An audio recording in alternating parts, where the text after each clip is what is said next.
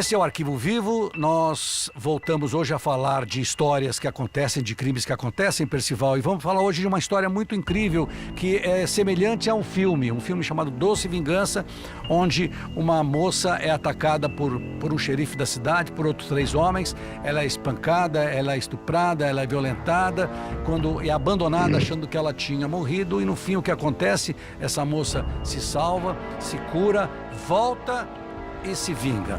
Alguém, por favor! Você gosta de ficar assistindo, né? Esse é o filme, Doce Vingança, mas a gente vai falar de uma história real aqui, de Cláudia Campos, de 41 anos, que quando tinha 11 anos foi estuprada pelo pai. Depois de tantos e tantos anos, este ano aqui, em julho deste ano, ela voltou para a cidade. Ela morava em Manaus, voltou para São Paulo e fez o quê, Percy? Matou o pai, o tirou de uma casa de reabilitação e colocou fogo no pai. Exatamente. Você vê que o que houve com ela aos 11 anos de idade é algo traumatizante. Por essa razão, Renato, o estupro, o crime de estupro, ele é catalogado entre os crimes considerados hediondos pela nossa legislação penal.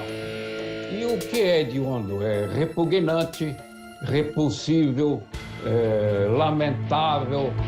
Essa circunstância, que é agravante na lei, foi um tormento na vida da Cláudia. Quer dizer, ela passou a vida toda tentando digerir aquele trauma que atinge profundamente o interior de uma mulher. Qualquer mulher fica traumatizada. Você já viu, eu já vi, mulheres vítimas desse tipo de crime chegam na delegacia, fica relutante em contar o que houve para o delegado. Ela tem vergonha de relembrar o que se passou, chora.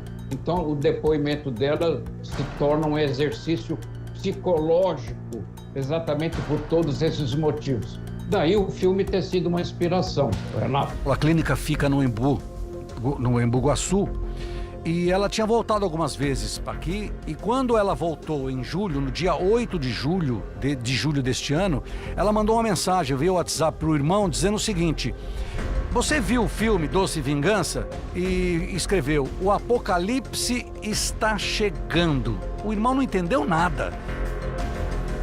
E aí ela foi lá, conversou com o responsável da clínica, tirou o pai que estava fazendo tratamento de reabilitação porque ele era alcoólatra, o levou para as proximidades da clínica e o matou. Exatamente, quer dizer, ela ficou vivendo a absorção desse crime e idealizou o assassinato. Você vê que ela estava em Manaus e o pai estava aqui no Embu Guaçu, em São Paulo. Então ela ficou pensando que havia chegado a hora, não sei se esse filme exatamente foi uma inspiração, mas a comparação se torna inevitável. Então ela resolveu praticar a vingança. Foi exatamente no espírito do filme que ela agiu. Então ela se deslocou de Manaus para São Paulo, evidentemente planejando, arquitetando, e ela foi lá como se fosse uma visita da filha para o pai, mas já com o assassinato engendrado na sua cabeça, Renato. E foi o que ela fez. Ela levou o pai, tirou o pai para ela. Vou conversar com ele mais um pouco lá aqui para fora. Foi, matou e foi embora. Fugiu. E aí a polícia começou a procurá-la e ela aparecia nas redes sociais. Nas redes sociais com fotografia, sem máscara, sem nada, até que a polícia conseguiu localizá-la. Ela foi presa em setembro em Curitiba, na capital do Paraná. Foi trazida para São Paulo e aqui vai responder, está respondendo por homicídio qualificado, Percy. Ela pode pegar uma pena de 12 a 30 anos de prisão. Você vê o enredo psicológico dessa história. Quando ela foi violentada, estuprada lá no Amazonas, aquilo foi um choque na comunidade, porque todo mundo ficou sabendo do crime de estupro. Por isso, Renato, você vê que a psicologia, né? Ela recorreu às redes sociais para tornar público o assassinato, do mesmo modo como se tornou público o estupro de que ela foi vítima lá no Amazonas. Quer dizer, foi uma espécie de compensação. No caso, a vingança, muito bem explorada numa ficção, o filme, foi utilizada para extravasar. O assassinato para ela foi psicologicamente uma catarse. Ela pôs para fora aquilo. E quando ela disse para o irmão que chegou o Apocalipse, Apocalipse é uma palavra que quer dizer tirar o véu, revelar aquilo que está escondido. Você veja só o profundo significado disso. O Apocalipse estava chegando, o Apocalipse ia chegar. Ou seja, desnudar completamente uma verdade que a angustiava há muitos anos. Pois é, a vingança aconteceu 30 anos depois.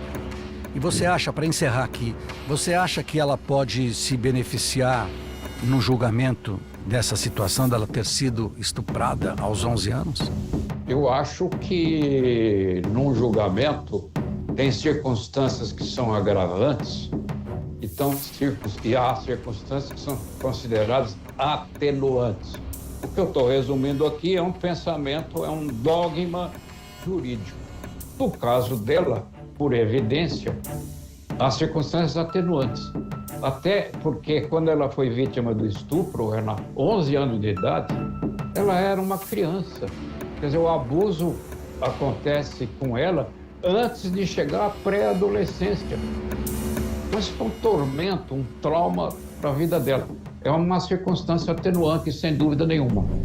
Ok, a gente contou a história de Cláudia Campos, estuprada aos 11 anos pelo pai. Depois de 30 anos, ela vem a São Paulo, sai de Manaus, mata o pai, vai para as redes sociais, acaba presa e vai ser julgada. Este foi mais um caso contado aqui por mim, pelo Percival de Souza, do nosso Arquivo Vivo. Até a próxima, Percy! Até a próxima, Renato!